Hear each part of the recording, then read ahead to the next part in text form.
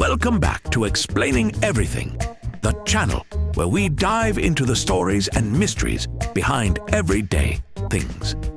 Today's question comes from one of our super curious viewers, Brew Lover 99. Thanks for the great suggestion. You asked, when did people start brewing coffee? Well, get ready to raise your mugs, because we're going on a jittery journey through goat raves, religious rituals, suspicious Europeans, and the surprisingly dramatic history of everyone's favorite legal addiction. If you've ever needed caffeine to function, question the life choices that led to a 7 a.m. meeting, or just want to know how coffee went from mystery berry to morning must-have, then stick around, because we're spilling the beans, literally, right here on Explaining Everything.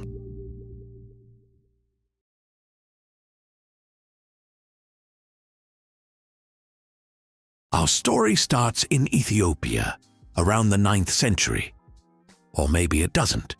Historical records from that time are a little fuzzy, but according to legend, a goat herder named Kaldi noticed something strange. His goats were dancing. Not metaphorically, like they were literally jumping around, energized, buzzing with joy after munching on some red berries from a shrub. Kaldi, curious and perhaps lacking basic risk assessment skills, tried the berries himself. Next thing you know, Kaldi's breakdancing in the fields and forgetting what sleep even is. He shared his discovery with the local monks. These guys were struggling to stay awake during long prayer sessions, so the monks brewed the berries into a hot drink and boom! Overnight vigils suddenly became way more tolerable. Did this actually happen? Maybe. Maybe not. But it's a great story. And if you're going to make up history, let it involve goats on caffeine. Whether or not Kaldi existed, we do know that by the 15th century, people in Yemen were seriously brewing coffee. Like religiously. Literally. Yemeni Sufi monks were drinking it to stay awake during their nighttime chanting. They called it kahwa, a word that originally referred to wine. But since alcohol was a no-go, coffee slid right into that role, like a socially acceptable substitute with less regret and more productivity. The Sufis were onto something. They didn't just sip coffee, they refined it. Roasting the beans, grinding them, brewing a rich aromatic drink that powered spiritual devotion. Think of it as early energy drinks, but without questionable ingredients and weird commercials. Soon, coffee spread across the Arabian Peninsula, and coffee houses started popping up. These weren't just places to get your fix. They were social hubs. People went there to debate, tell stories, play games, and probably judge each other's mustaches. By the 17th century, coffee made its dramatic entrance into Europe, and Europeans had questions, suspicion even. Some people thought coffee was the drink of the devil. No joke, it was dark, bitter, and didn't come in a wine bottle. Clearly Satan's work. Luckily, Pope Clement VIII tried a cup, and instead of bursting into flames, he loved it.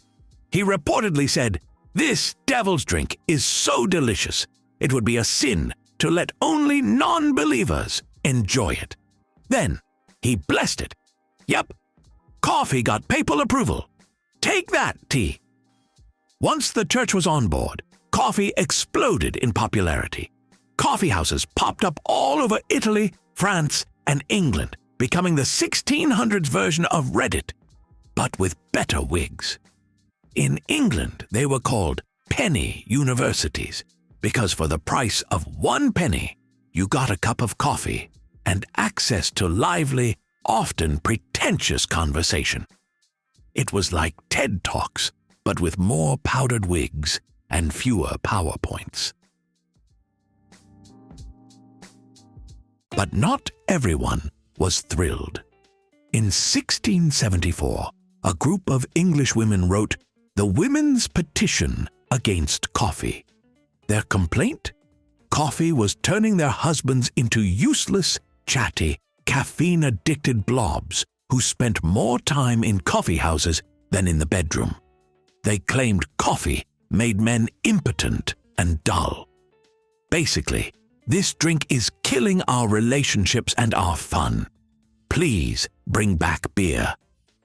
Meanwhile, coffee kept climbing the popularity ladder like it just drank itself. Thanks to some sneaky Dutch traders, coffee plants were smuggled out of the Arab world and planted in Java, Indonesia. That's why Java became slang for coffee. The French got their hands on it and introduced it to the Caribbean.